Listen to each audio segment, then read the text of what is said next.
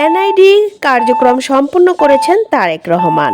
Voter হওয়ার জন্য NID কার্যক্রম সম্পন্ন করেছে বিএনপির ভারপ্রাপ্ত চেয়ারম্যান তারেক রহমান। শনিবার সকালে শহীদ ওসমান হাদি ও জাতীয় কবি কাজী নজরুল ইসলামের কবর জিয়ারত শেষে নির্বাচন কমিশন ভবনে যান তারেক রহমান। নির্বাচন কমিশন ভবনে তিনি জাতীয় পরিচয়পত্রের নিবন্ধনের জন্য ফিঙ্গারপ্রিন্ট, চোখের আইরিশ ও সিগনেচার দিয়েছেন। এর আগে অনলাইনে ভোটার হওয়ার আবেদন ফর্ম পূরণ করেন তারেক রহমান ও তার মেয়ে জাইমা রহমান।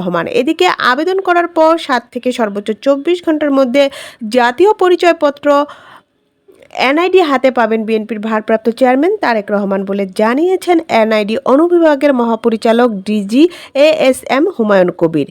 এএসএম হুমায়ুন কবির বলেন, তারেক রহমান আবেদন করার 7 ঘন্টার মধ্যে এনআইডি হাতে পাবেন। এই সময় না হলে সর্বোচ্চ 24 ঘন্টা লাগতে পারে। উল্লেখ্য, 2007 থেকে 8 সালে বাংলাদেশে প্রথমবারের মতো ছবিসহ ভোটার তালিকা প্রণয়ন করা হয়। 2008 সালে কারামুক্তির পর উন্নত চিকিৎসার জন্য তারেক রহমান লন্ডনে যান। এরপর আর দেশে ফিরতে না পারায় তিনি ভোটার তালিকায় নাম লেখাতে পারেননি। রাজনৈতিক পট পরিবর্তনের পর তার স্ত্রী ডাক্তার জুবাইদা রহমান দেশে এসে ভোটার তালিকায় নাম লেখান। তারেক রহমানের মা বিএনপির চেয়ারপারসনের খালেদা জিয়া 2008 সালের 29 নভেম্বর ক্যান্টনমেন্টের ঠিকানায় ভোটার হন। The world news, Dhaka.